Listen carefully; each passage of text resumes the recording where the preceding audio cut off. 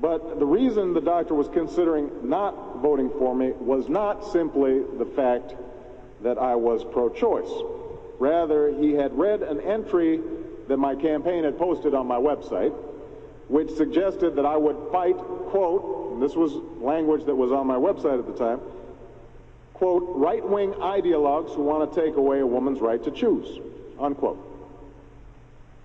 And so the doctor went on to write, quote, I sense that you have a strong sense of justice.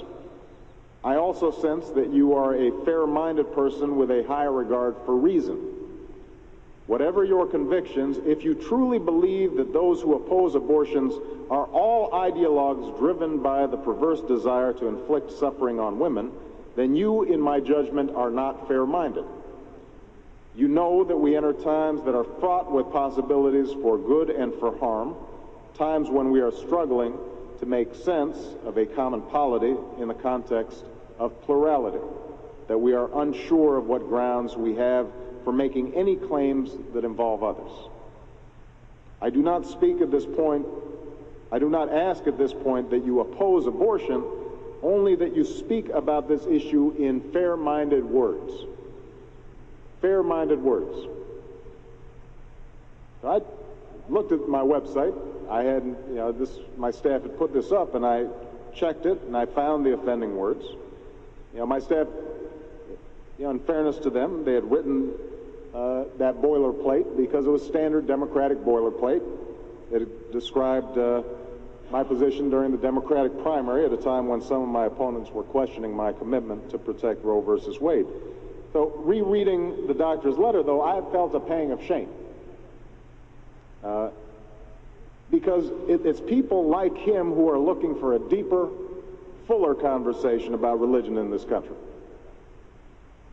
They may not change their positions, I may not change my position, but they're willing to listen and learn from those who are willing to speak in fair-minded words. Those who know the central and awesome place that God holds in the lives of so many, and who refuse to treat faith as simply another political issue with which to score points. So I wrote back to the doctor, and I thanked him for his advice. And the next day I circulated the email to my staff with the words, fair-minded words, underlined. And I changed the language on my website to state in clear but simple terms my pro-choice position. And then a prayer that I might extend the same presumption of good faith to others that the doctor had extended to me. And so I say a prayer every night. It's a prayer that I think I share with a lot of Americans. A hope that we can live with one another in a way that reconciles the beliefs of each with the good of all.